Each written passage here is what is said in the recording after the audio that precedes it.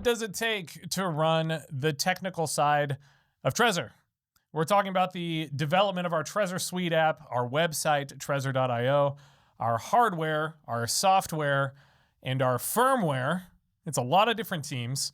My name's Sean. I'm the brand ambassador here for Trezor, and I'm here today with Tomáš Sušánka.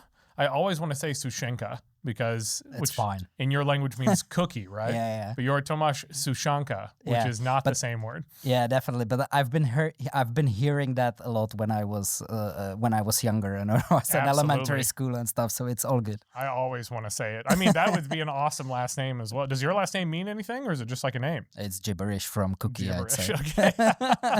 And Tomáš is the CTO at Trezor, the Chief Technical Officer. The man who oversees, I guess, everything technical. Could you define it that way? Yeah, it's basically that. It's so as you've already said, we have number of teams that we do number of stuff tech wise because we are indeed a software company and a hardware company at the same time. Yeah. Because we are manufacturing devices. So yeah, it really also moved historically that we started, I would say, as a software company, and then we took more and more hardware knowledge in house and basically started to expand on that. So yeah, it's firmware, hardware, Trezor Suite, our the actual program that you run on your computer and you plug in a Trezor to communicate it with, and then many other support teams like Trezor.io and many others. So basically, yeah, everything, all those go upon my responsibility that those work and flourish. It's a lot of stuff. I mean, I think of it as like kind of, in my brain, it's like kind of the foundations of Trezor. It's like where everything started. Like when I first bought my Trezor in 2018, and I was looking at jobs then, 7 years ago, and it was like all the stuff that I couldn't do. It was like being an engineer, writing the software, doing the code.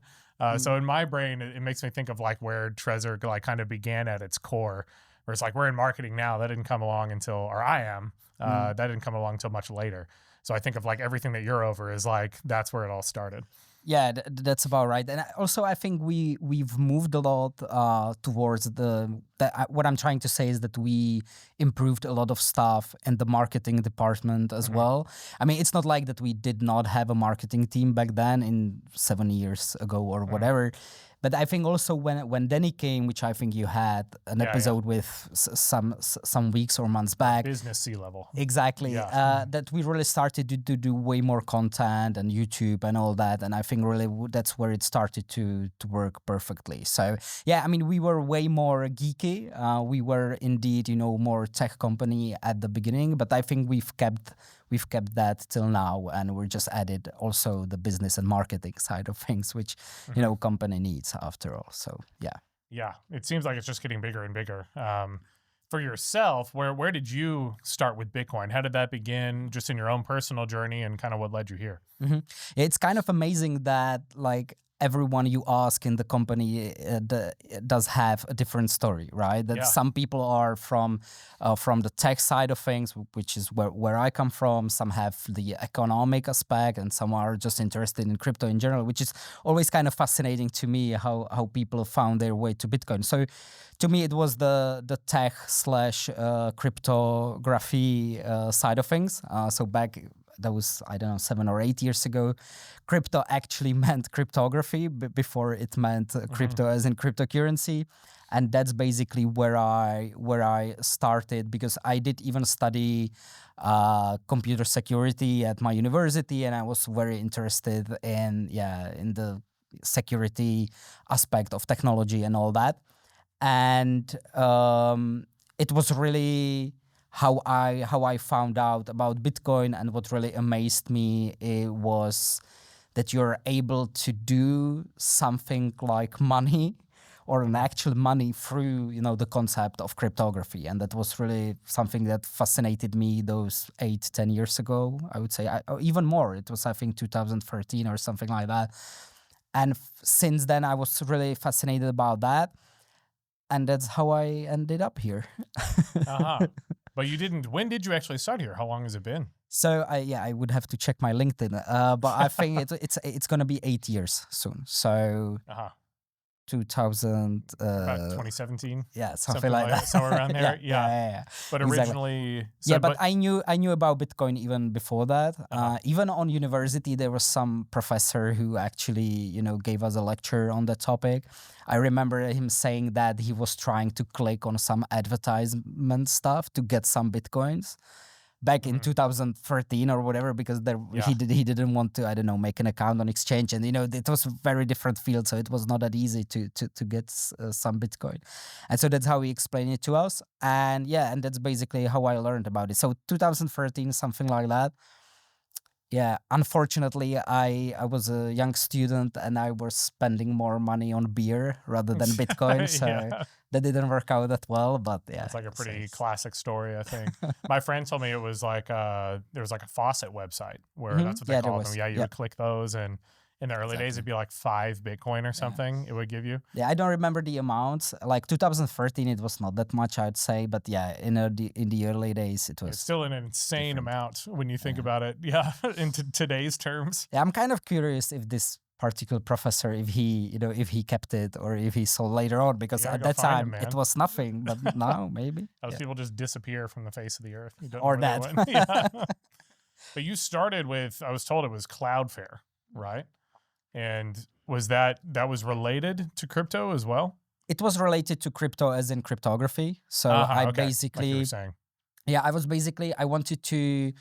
I wanted to do some internship abroad, and so I basically sent out my CVs, and Cloudflare was very open to this, because they had like a small cryptography team. It was about, I think, 3 or 4 full-time employees, and then they always, each year they took another 5 interns or something like that. So quite a lot comparing to the full-time people. Is Cloudflare like cloud storage? And so Cloudflare is basically like a cloud provider, which is very broad, but they're doing CDN, so content delivery network, and they're doing all like DDoS defense stuff. So they are also very focused on security, and so it's something like AWS, Google Cloud Platform, but slightly different, because they're doing like more network shielding stuff and content delivery, something like that. So yeah, it's a company.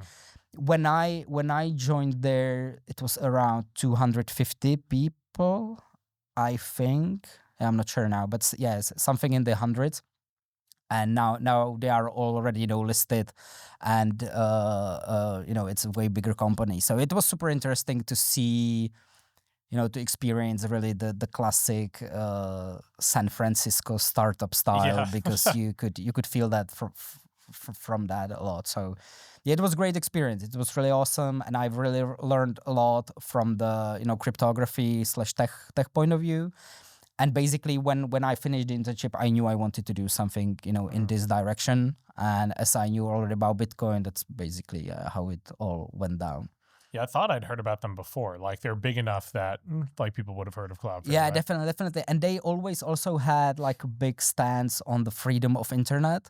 So they really, So that kind of crosses over with. Yeah. And there was a number of like, how to put it, number of articles about, them protecting some good guys, but obviously about protecting some bad guys as well, because, they're trying to stay neutral, and they didn't want to be, the judges of who is allowed to be on the internet and who isn't, right? Because it's a very complex topic, but you indeed, should have some legal trial for that, or some grounds for who can be on the internet and who can't, and not just one single entity deciding yes or no. So yeah, it was kind of interesting as well, because that was something that was discussed there heavily. So yeah, it was interesting.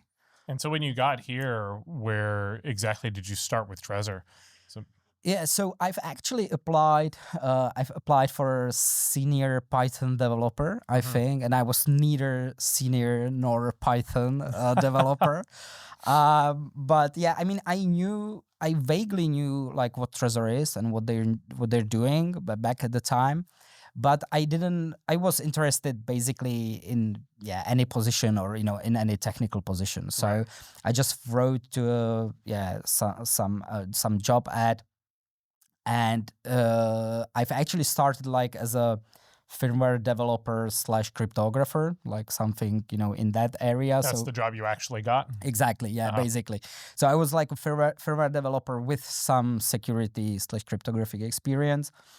And that's how I started in the company. And then as we grew, then I think it was like 2 years I was as a firmware developer, 2 or 3, something like that. And then basically I went the managerial way. So, I became the lead of the firmware team and then head of engineering and then basically as a CTO. So I went that way later on. Is it possible to give a difference between, just for everyone listening, and actually I guess sort of my own question too, but like between hardware, software, and firmware? I've always had the hardest time distinguishing software and firmware. I just think of it as like lower level software, kind of. Yeah, it's about right. And honestly, the terminology is kind of confusing because like for some people, if you ask what firmware is, they mean the super low level software that is running on some embedded device. Like very basic commands? Exactly. Yeah, basically that, but also like stuff that, spins up the display on the device or, those very low level things. For us, this applies as well, but we basically, for us, the firmware is whatever software is running on Trezor on the device itself, right? And it's basically it. But yeah, I mean, the terminology is a little bit fuzzy, but yeah, that's basically what it is. But yeah, firmware is definitely part of software, right? Software is like a more generic term. There's kind of, you can tell me this is correct, but I always thought like it's kind of a gray area when it transitions from firmware into software. It's like, how do you really say what one is or the other?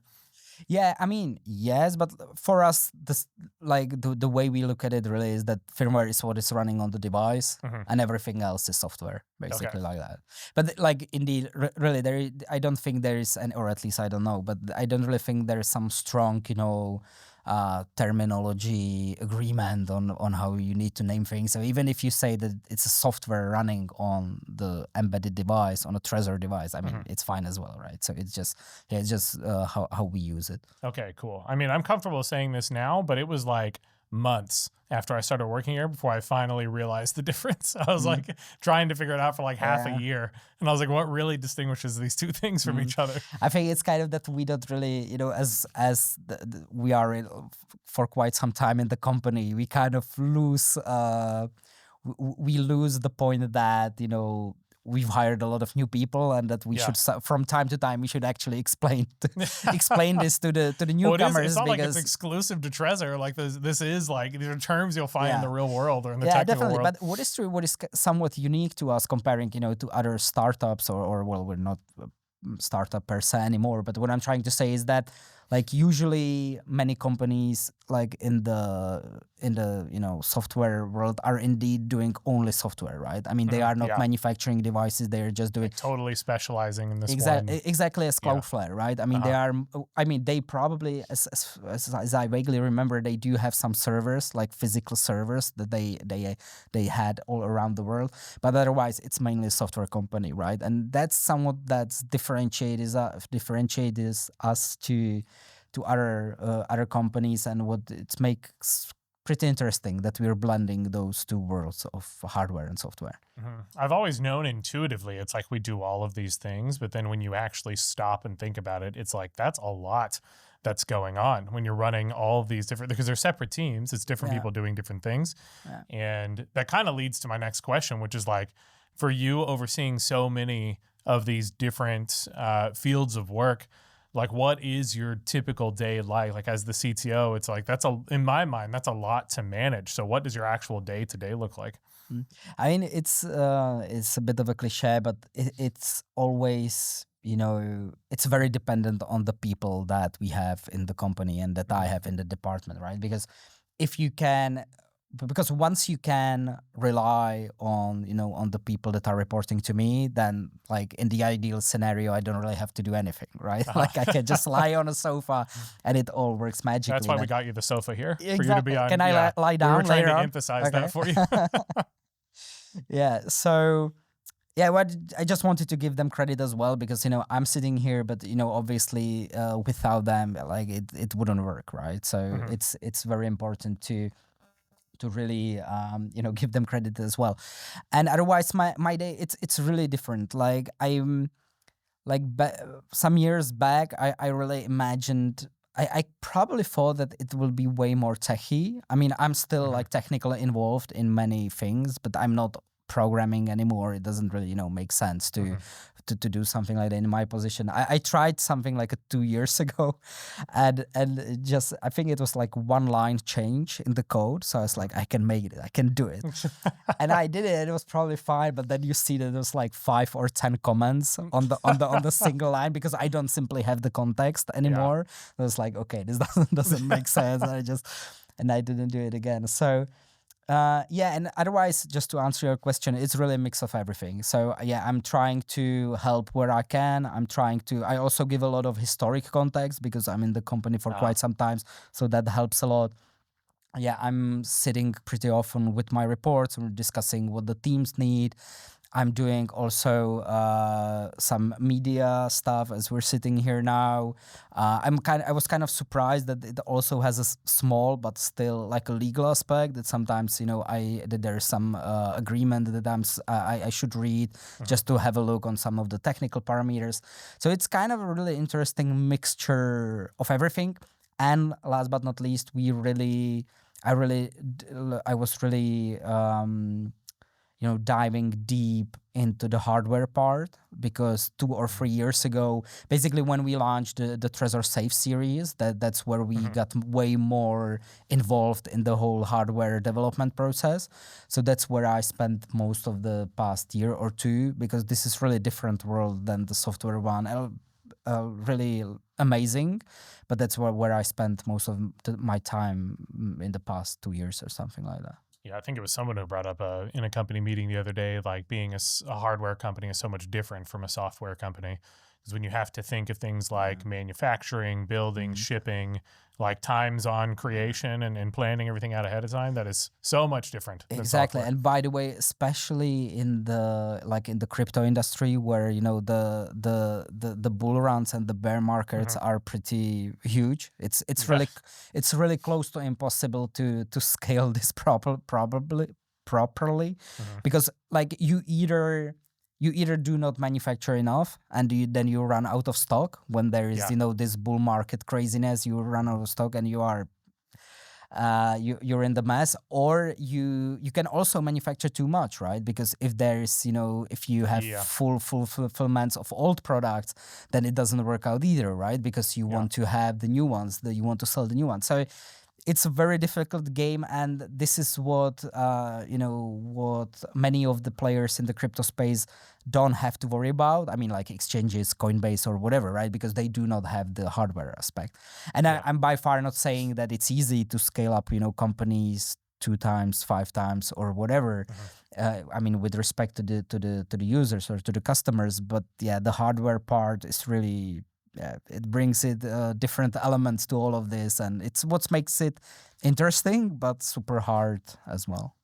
Yeah, it's another thing that, I mean, I guess I wouldn't have thought about prior to working here, but having a bull run cycle affect your company is really something that most companies in the world don't have to think about. They're not like so heavily impacted by something like that. And planning the way you run your company in and out of these phases, like absolutely when hardware is involved, that's like so much more complicated than code is complicated, obviously, software updates, but that's at your fingertips versus like doing things all over the world. Yeah, exactly. And also what is very difficult about hardware is that like it indeed like the cycles are way longer. I mean, if you mess up something in software, you can somewhat easily fix it by just deploying a new version.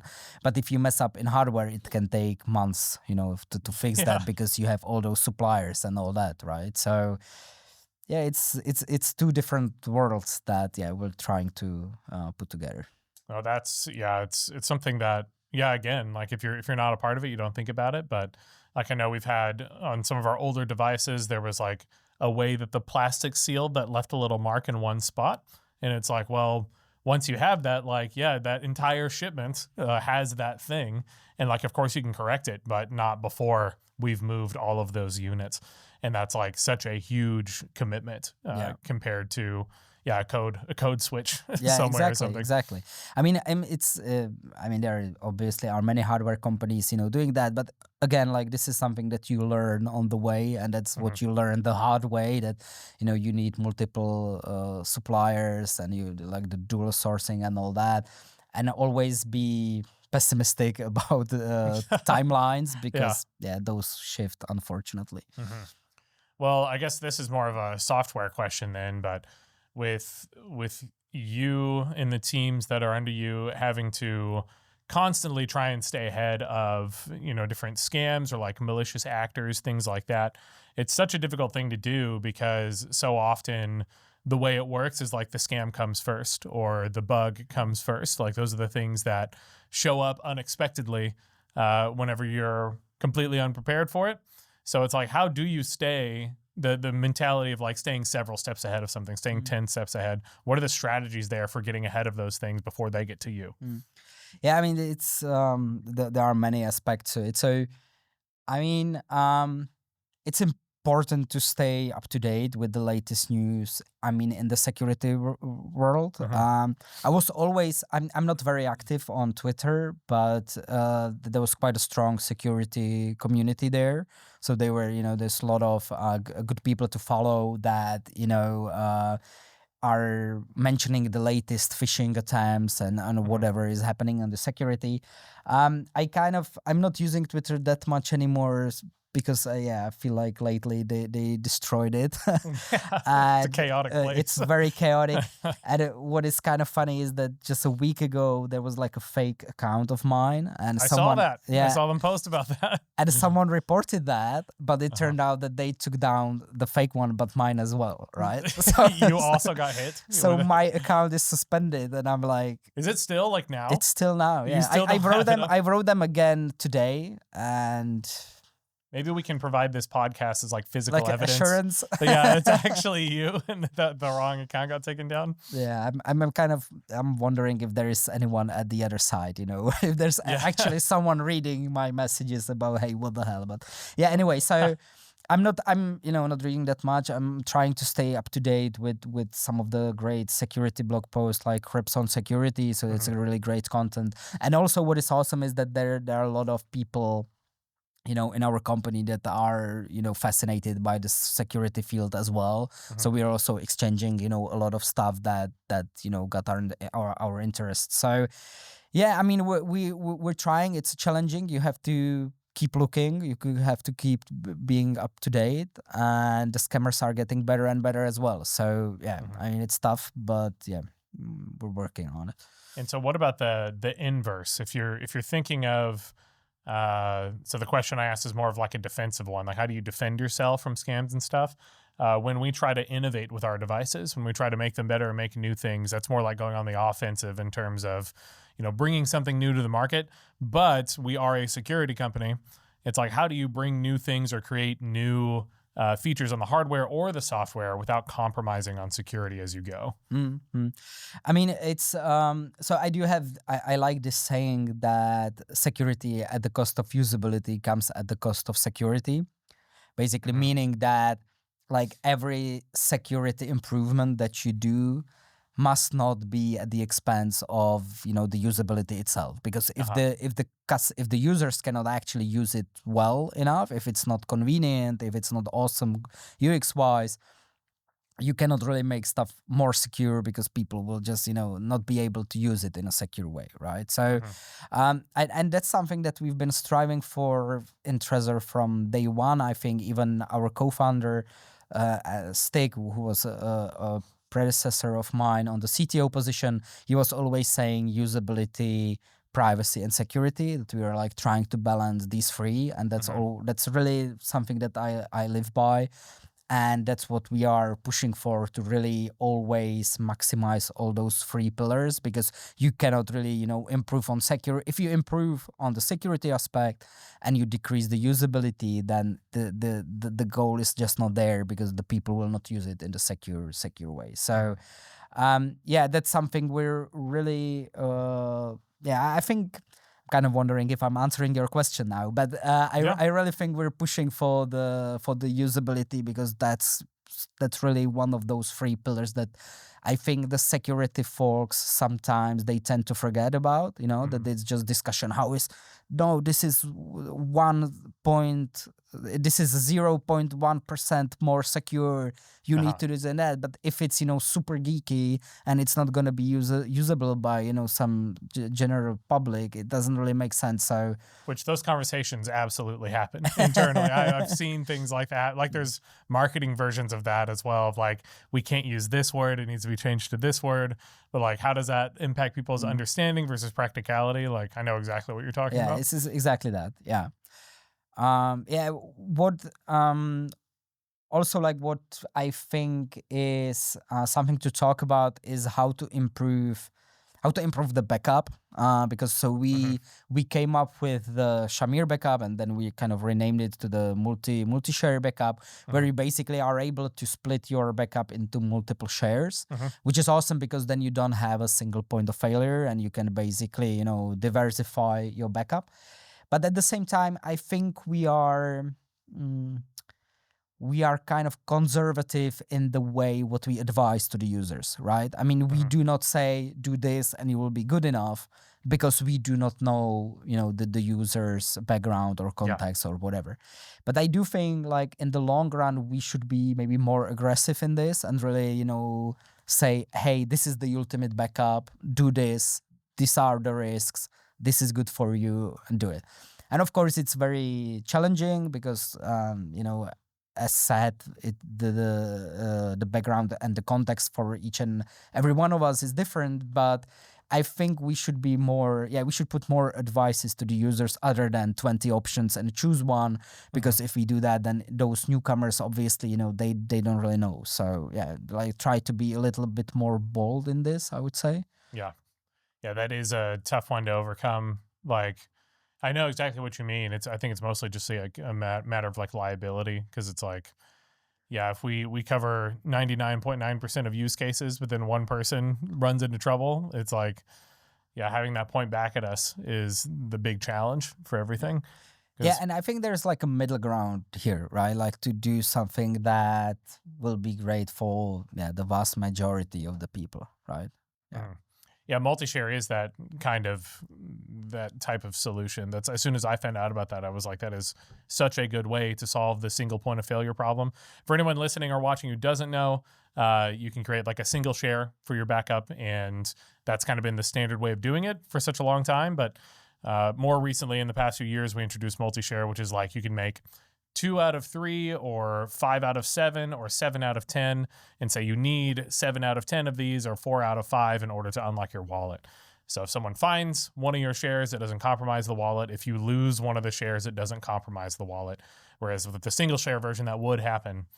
But it is more complicated as well. Technically, it's more complicated. Like, for a lot of people, I think maybe, I don't know, close at our age and more tech savvy, it might not be such an issue. Yeah, and it's also complicated UX wise, right? I mean, from the user experience point of view, because so you have 7 out of 10, and then what do you do with those 10 shares, right? I mean, do you have 10 siblings? Do you fly trust to them 7 enough? Different continents. Yeah. You put each one on a different continent. Yeah, I mean, that's the tough part, right? And Antarctica is the hard one. That's the most difficult. Yeah. Yeah, no, that's I get that. It is a challenge as a company communicating those things, because on a technical level, it works like great. Yeah, it's awesome. Yeah. It's when it hits the real world where it gets maybe a little bit more sticky. Yeah. But is there anything about Trezor in general that kind of keeps you up at night, or that either worries you or stresses you out, being in the technical position that you are? I mean, obviously, like, yes and no is the answer. So, I mean, what keeps me up at night is mainly my kids, not Trezor related. But no, there's not one thing that I could point to. I really think what we as a company did great already at the beginning is the whole architecture of it, right? Like, only just the fact that you have the Trezor device. Like that you have a single purpose special device that you have and when it's turned off, it's turned off, right? I mean, when you're not transacting Bitcoin or crypto or whatever, you keep it on your table, you keep it hidden, and it's offline, right? There's really not much you can do. But with all those exchanges and all those, software wallets, obviously once you have your laptop on and you have a software wallet, then the software wallet is functioning as well. If you have your crypto on an exchange, they are taking care of it for you. So what I'm trying to say is that thanks to this whole concept that you have the special device and there is a special software running on it, there is not really something that I would, point to that, wakes me up at night, which is fine. What I'm kind of struggling with lately, but that's not Trezor related, it's more like an crypto industry related, is like the term self-custody, because I do feel people or the industry tends to label self-custody also solutions that are not really self-custody that much, right? What I'm trying kind of hinting at is, so for example, in Ethereum, you have those smart contracts in the 90%, or I don't know the exact number, okay? It's but the vast majority, they have those proxies, so you are not calling the smart contract, you're calling, I don't want to get too technical, but you're not calling the smart contract itself, you're calling the proxy, and the proxy then calls the smart contract. And the proxy is usually controlled by the entity that published the smart contract itself. So I mean, it's supposed to be decentralized, and it is to some extent, but there is still one entity that controls those admin keys to the proxy, which can change the implementation of the smart contract, right? And there's like a third party involved. Exactly. There's a third party involved, and the whole like decentralized narrative is something that I don't like, because it's not that decentralized after all, right? Yeah. And it's not just Ethereum. Like I could come up with many more examples. Like anytime there is some, so for example, if there is like a Bitcoin price involved, and the Bitcoin price needs to get be retrieved from the market, like someone needs to say what the price is, right? I mean, you cannot really do it in a decentralized way. And there are many, aspects like this. And I would really argue that like the true self-custody applies really only if you, as a user, actually, have the device in your hand and you confirm any update that you actually do, right? Because, for example, if you have a software wallet in your mobile phone and it updates in the background without you actually confirming anything, like, is it self-custody? Because I mean, it is self-custody. But then if the third party, is able to update the software that is running without you as a user actually confirming it, it gives you some risks, right? But with Trezor, anytime you actually, update the firmware that is running in the device, you as a user first need to take it out from a drawer or from wherever you had your Trezor. You need to plug it in and you need to confirm it on the device before anything happens, right? So that's what I'm kind of not happy with in the past years, that I think we tend to label the self-custody term to many things, but yeah, it's once there's like a single point of weaker security, then the whole thing can be defeated through that. So that's something I'm thinking about lately. But yeah, it probably doesn't wake me up at night. But that's something we as an industry, I think we should push more to really label it self-custody, custody, or then maybe something in between. But I would argue that, self-custody is what you actually want. So it's not necessarily the concept of self-custody that's the issue, just more like how we're defining it? Yeah, exactly. Like, just so I'm understanding correctly. Yeah, it's basically that. It's just what I'm just trying to say, that if something is self-custody, or if someone claims to have a project that is self-custody, but they can update, the software without you knowing, which basically means they can bring, anything that you would not like. Right, if like your phone just doing automatic updates. If they can do an automatic update, for example, then, they can still cheat you. They can still, give you some update that you are not happy with, right? So that does happen too. Yeah. I was literally just watching. I know exactly what it is. I immediately had an idea in my head. It was HBO Max. I was watching the streaming service. I was watching Friends, and I was trying to practice Czech by putting the Czech audio with Czech subtitles. and because I like to read the subtitles And they're while not I synced, listen are to the they? audio. No, they were. Yeah, That was, okay. and it's extremely hard to find. Most shows don't have that, but Friends on HBO had it. And then one day the subtitles just disappeared. They had the ones for the English audio, but not the ones for the Czech audio. And I was like, I did not consent to this. I did not want this update to take away my matching subtitles. Yeah. It's like that exact sort of thing like has happened. It's the first real world example I could think of. So Yeah, that and was it's what I thought. and it's probably fine for like entertainment products and all that, Yeah. right? But if this concerns your money, like you would probably That's a much more sensitive exactly type of thing. Yeah. So yeah, that definitely. I just wanted to make a Friends analogy for everyone else out there that. No, I mean needed a real world connection. it was a good one. I was actually trying to learn German that way, but the audio and the subtitles were not synced. So like both of those were in German, but different sentences, and my brain just didn't compute. That's usually what it is. They're doing like the subtitles different companies are doing, I guess, or well, it's for the English audio. They make foreign language subtitles for the English audio, not for the matching language.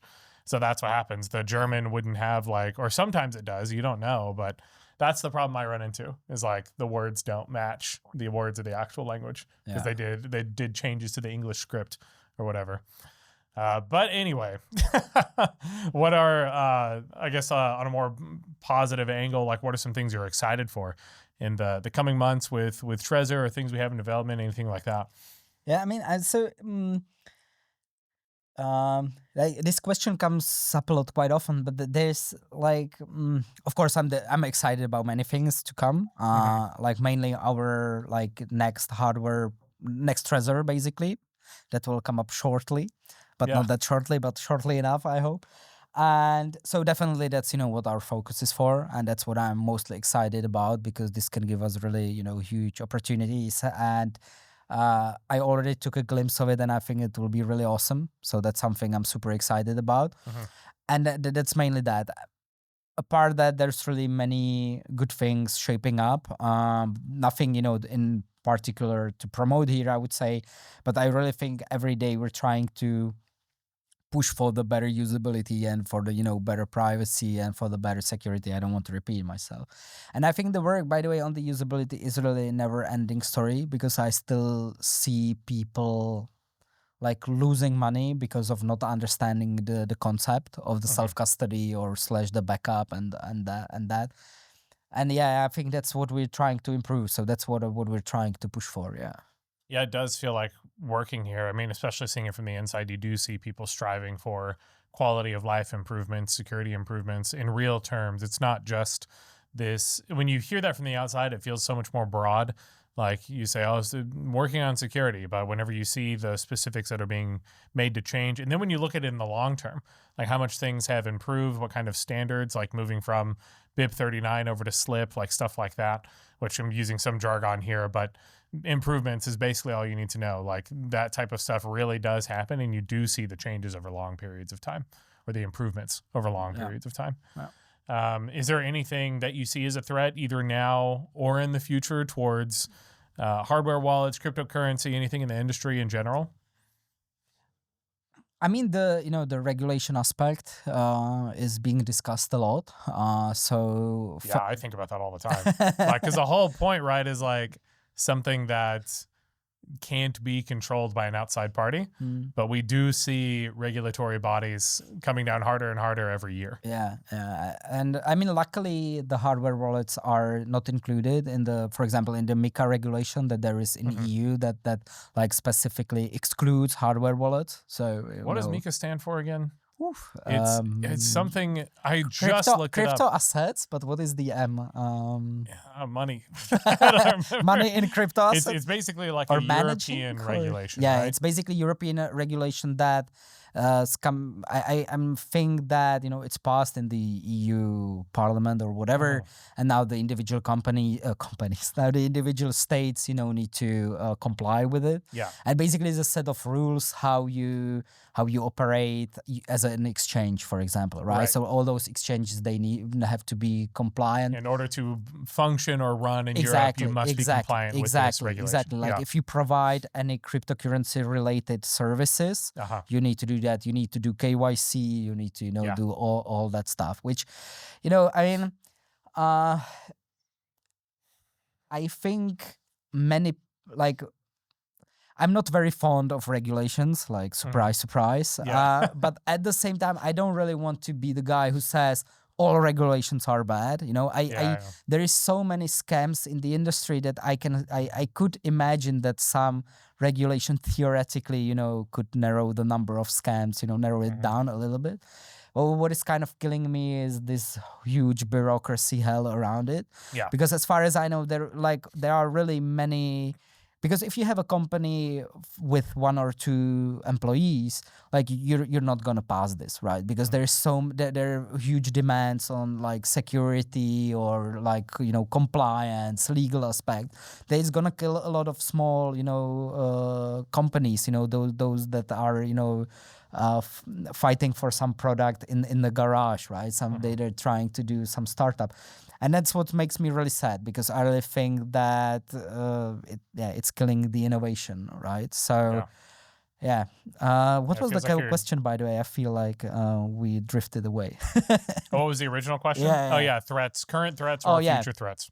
Yeah, so regulation being one of those. Yeah, regulation is definitely being one of those. Like as mentioned, luckily, the hardware wallets are not included, which we'll see how that turns out. But I don't really think it makes sense to do KYC if you buy an iPhone, right? There's no KYC as well. So I'm kind of, why should there be a KYC when you buy a hardware wallet? It just doesn't make sense. It's a consumer electronics product. How you use it is completely up to you. So I think this is probably the biggest threat. And then of course all those scams, social engineering, phishing. I really do feel that the scammers are getting better and better. Like 10 or 15 years or 20 years ago, it was always, so here's an email, here's an attachment, it's, .exe, and it will give you a lot of money. Just open it. Like really, like you can do it. And you open it and it was game over. Your whole computer goes. Exactly. But now it's, it's really attackers that have, great English, which AI, of course, helps a lot as well. They talkative. They trying to first build a relationship with you before spending time on targets. Exactly. Before actually, they want something from you, they will, just chat with you. And then when the time is right, they will, try to do some tricks to trick you into anything. So I think this changed a lot, and it's going to be an even bigger and bigger problem. Also with all those deep fakes and the AI video capabilities. So it's going to be interesting. Yeah, it worries me just how many people are, it seems like, defenseless against some of the new innovations that happen with AI and deep fakes and stuff like that. It used to be, I mean, this is kind of the email thing you're talking about, but it was like wide net. You would just send it to tens of thousands of people, hundreds of thousands of people. Maybe someone accidentally does it. Maybe it's just the one person who's not like paying attention, but now it's like curated. Like we've seen more and more specific attacks on people, and that is worrying. Yeah, exactly. And it's true that like sometimes you have a problem recognizing the reality and the AI, right? I don't want to get into politics, but especially with the with the new US president, sometimes you're contemplating whether is this AI deepfake stuff or is this the reality, because it's just absolutely on the mixing way together, right? I mean, it doesn't matter like what context it's in, like that is definitely where we're headed, like things that are going to be harder and harder to distinguish. I think everybody's aware of that. I think the bigger problem is confidence, overconfidence. Being like, oh, well, I can spot AI. It's like, well, I mean, maybe now and maybe sometimes. You know what it's like? It's like the CGI argument, the CGI debate. People going, I don't like CGI in movies. And what you really don't like is bad CGI. The CGI you can recognize. Exactly. There's a lot that just goes straight past your brain and you just never realize it. And I think that exact thing is going to happen with AI. Like, oh, I can spot AI. And it's like, how do you know?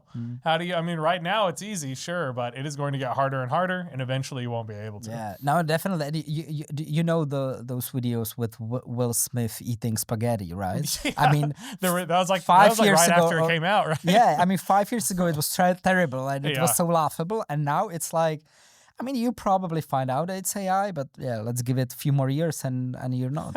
I never thought I'd be like terrified of seeing someone eat spaghetti. I was like, oh my God, it looks too real was indeed terrifying. Yeah. It's terrifying for different reasons as it like progresses more and more. So yeah, well, one specific threat that I did want to ask about from the future, potentially, well, almost certainly in the future, is quantum computing. It's a big question that comes up since we have you on the technical subjects here. It's like, this is a concern that it's not like one that's maybe not right around the corner, but it feels like we're close. Feels like it's coming soon. How do you feel about that? Is this something we should be concerned about in cracking the current state of cryptocurrency? Yeah, so I've been to a conference 6 years ago or something like that, quite some time ago, and there was a lecture, there was a talk on this very topic, not related to Bitcoin, but as a, cryptography and quantum computers as a general. And I really like that the talk had 2 slides. On one slide, there was like, don't panic. Like, quantum computers are not here yet. It's going to take, tens of years. It's going to really take a long time before we have, actual usable, quantum computers. So it's really far away from now. So that was one slide. And then there was the other side, which said panic, because the consequences of some quantum computers are so huge and so large that we as an industry should indeed get ready for transition to post-quantum cryptography. So like 10-15 years ago, I really think it was more of a it was more of a like a sci-fi. It was like a fiction. It was not really something that I would believe that I would that I would actually experience in my life, meaning I would think that it's for the next generation and it's not going to concern me anymore because it was really 50-100 years far away or something like that. Like with the latest development, I'm kind of slowly changing my opinion that I think it will happen during our lifetime, right? I mean, it's not here next year or probably not even 5 or 10, but it will eventually be a threat, right? So I think we as a Bitcoin or cryptocurrency industry should slowly start, we should slowly get ready for this as well.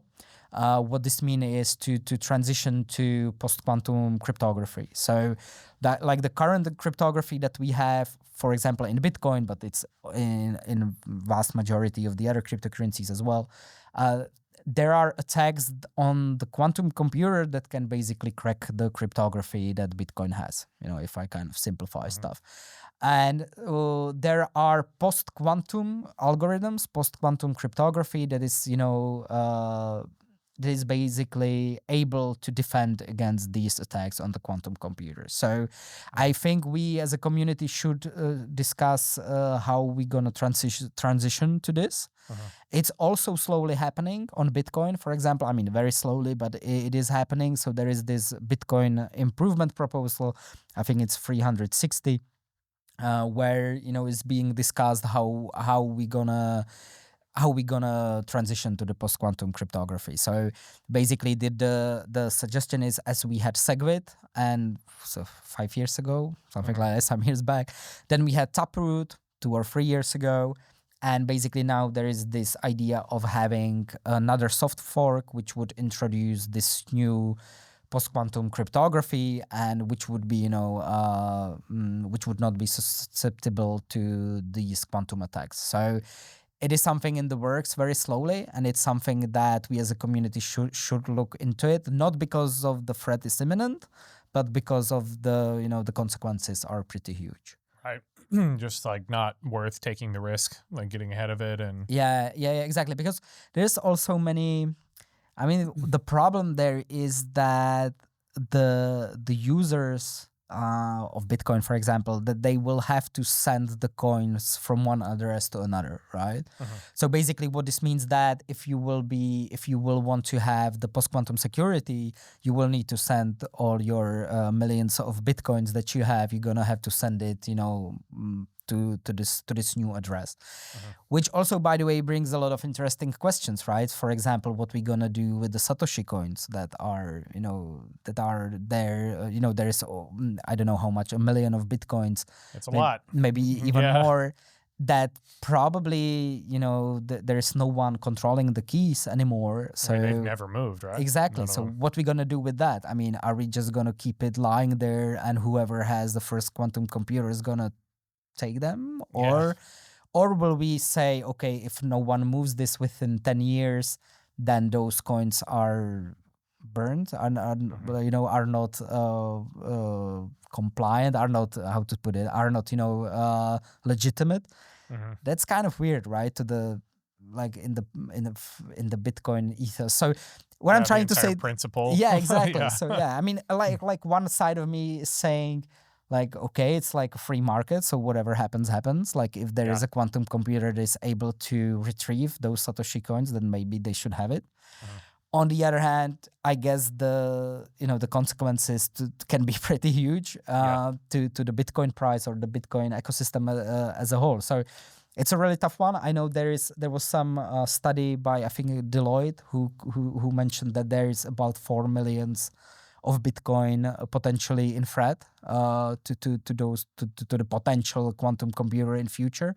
And 4 millions out of 21 is quite a lot, right? So there's many interesting questions that we as a community will have to tackle. And maybe one more thing, if I can just continue on that. So that's like the Bitcoin/crypto part. And then there's also what we as a Trezor are, doing in this regard. And we basically run some benchmarks on those post-quantum algorithms just to see if Trezor is able to compute, those algorithms. And long story short, we're fine. Like we have strong enough devices that are, able to do this just fine. So we're good. And we're also thinking about actually putting those, how to put it?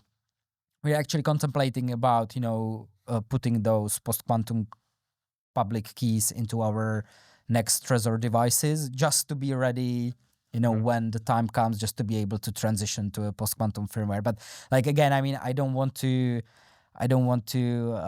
scare anyone. Like this is really far away. But again, like we are slowly getting ready for that as well. Well, we were talking about 10 steps ahead just a few minutes ago, so that's perfect. You can put it that way, yes. Yeah. We'll add that to the list. The last question I had for you is there any advice that you would have to engineers or people along the same path that you've gone that are wanting to work in security or crypto? Because you've gone from intern out of college all the way to chief technical officer. What advice would you give to someone wanting to follow a path like that? I mean, it's probably a bit of a cliche as well, but I always try to just really do what interested me, right? So I try to really always be fascinated by the technology itself and be super eager to find out and to really deeply understand the tech. Which, by the way, is something I'm kind of happy that I'm still doing that. I mean, I'm still trying, I'm still asking questions, and sometimes people have answers for them and sometimes they don't, which kind of makes me happy that I asked a question to some of our specialists and they are like, that's a good question. So, I mean, I think that's the advice, to really try to be, eager for the knowledge, to find a field that you are interested in and really, try to get as much information and as much knowledge in that area as you possibly can, and the opportunities will come themselves. Yeah. That's, I mean, I would say that's good advice. Before, like when I started, I was like, what keeps me alive? What just gets enough money or whatever? But after switching my mentality to like, what is something that I'm interested in? I mean, that's how I got here. So it's been probably one of the best decisions I've ever made. So that advice is what led to, I think, the most success for myself. Yeah, which is, by the way, it is pretty, I mean, for me, I didn't really change my career or anything going to Trezor, right? Because I mean, I was always fascinated by the security, as mentioned, but there are many people in the companies in our company that had kind of a nice, comfortable job somewhere in the corporate, completely outside of Bitcoin, and they decided to take the leap of faith and join us, which I'm always, super happy about. So yeah, I guess that's it as well. Like to be brave and then probably do what you love. And if that's Bitcoin on the crypto, then Awesome. Yeah. Well, thank you very much, man. I appreciate you taking the time to come sit down with us. We always end every episode with our tradition, which is the awkward handshake. Because you have to kind of reach around this whole thing, get your face up real close. Thank you very much. Thanks for having me. We will see you around the office. Cool. Thanks. Yeah.